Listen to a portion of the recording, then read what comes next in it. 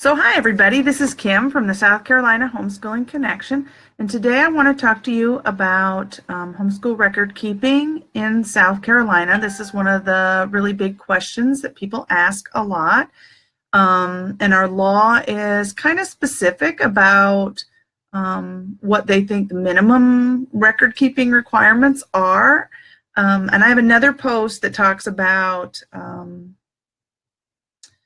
real reasons why you're going to want to keep those, and I'll talk about that. I'll do another video about that. That's one of my favorite things to talk about, the real reasons why you're going to keep the records, because the law says this, but when I am driving down the street in the car and I think I need to buckle my seatbelt, it's not because the law says I have to, but just knowing that the law says I have to buckle my seatbelt is an important thing to know. And so that's what we're kind of covering today in what does the homeschool law say that you have to be doing.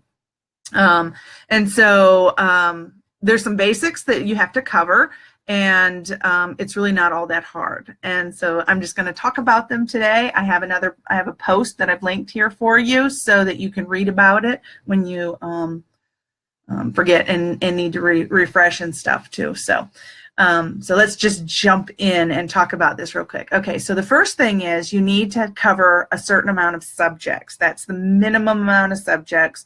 And they say reading and writing, which is kind of like your English language arts, math, science, and social studies. So I say there's 5 subjects because they count them as reading and writing. But some people count those together as an English credit, and then math, science, and social studies. So some people say there's 4. So whichever way you want to talk about that, that's fine to consider it that way. When you get to 7th and 8th grade, they change the reading and writing. It's not how to read and how to write. It's literature and composition. So you're analyzing, reading, and composing writing.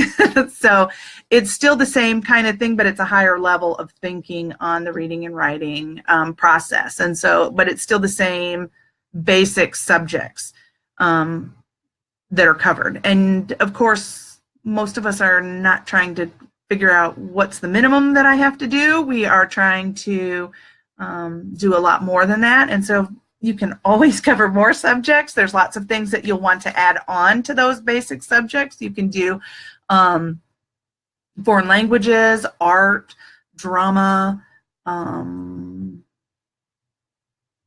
music, PE.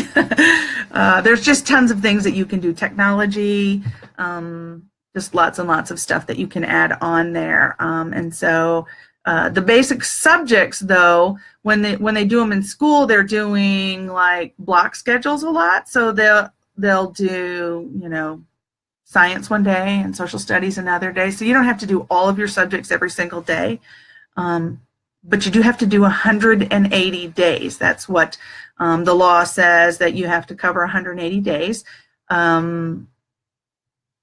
There is no real definition of what a day is, but in my belief system, we believe that we learn 365 days a year, and so you're just documenting 180 of them. It's really not hard to get 180 days. Some people take, schedule how they want their 180 days, but you can do, 4 days a week. You can do 3 weeks on and 1 week off. It really doesn't matter. It's up to you how often you want to keep up with your documentation. You can also write down things that you do on the weekend and make up days if you're behind on things.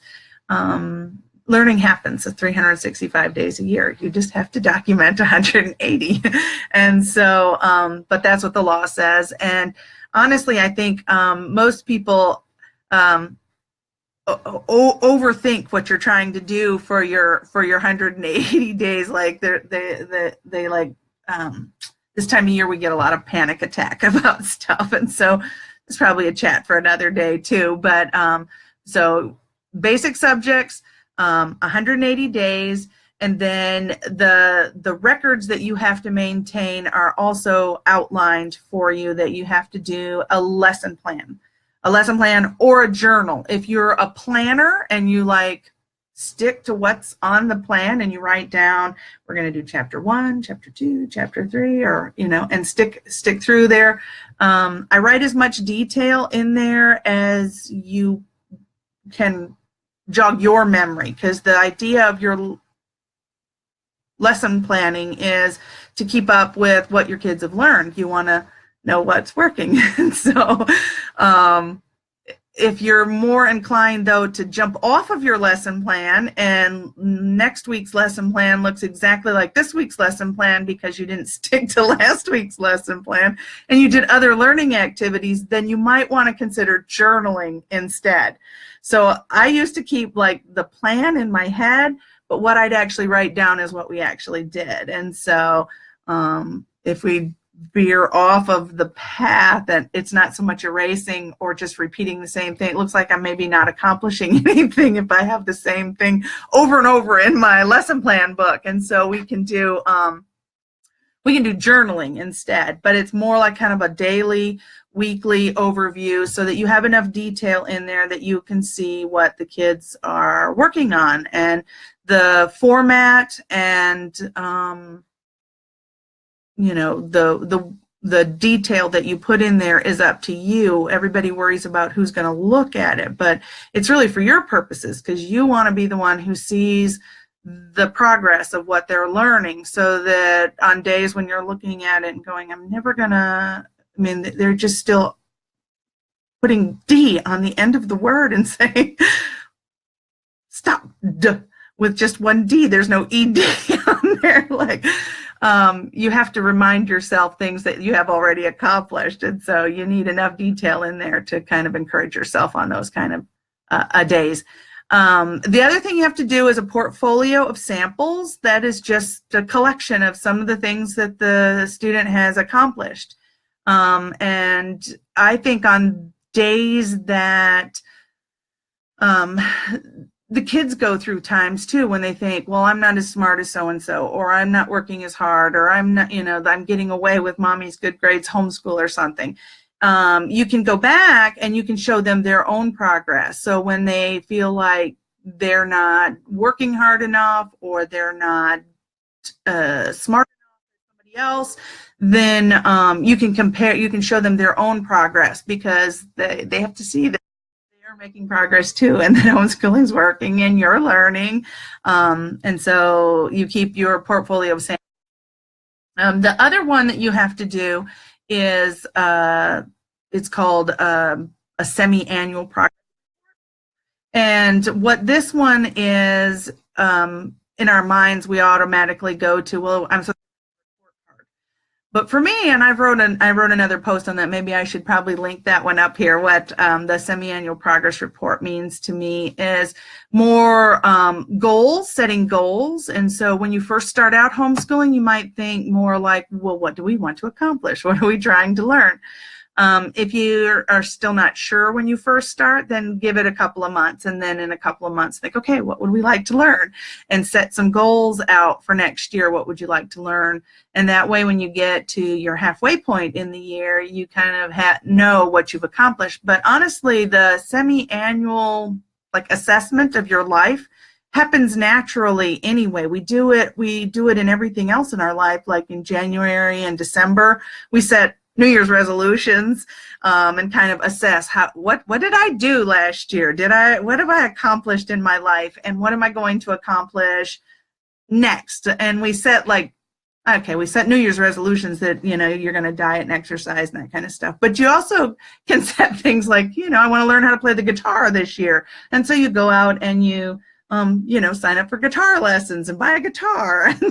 These are goals that you want to accomplish, and that happens naturally anyway at the beginning of the year. It also happens sort of at the end of the school year in May and June, where you're already looking towards, well, what do I want to do this summer? What do I want to do next school year? And you can set your goals in that kind of a way. And so if you set your goals, that way you can go back and kind of look at them. And I think of it kind of like the rest of my life, like if I want to lose 10 pounds, all right, well, I'll tell you a secret, it's more than 10 pounds. But we're going to start with 10 pounds. So I set my goal and I pick this diet that I'm going to be on, and I do a daily journal of the things that I've been eating, and I may step on the scale, and I may take myself a little picture, or do some tape measuring of different places that I want to be sure that I'm losing weight in. And then in a few months, I'm going to look back. I'm going to look at the pictures and compare and see, how is this working? And look at those tape measurements again and see, how is this really working? Because I know I stepped on the scale every day, but something else has to be going on here.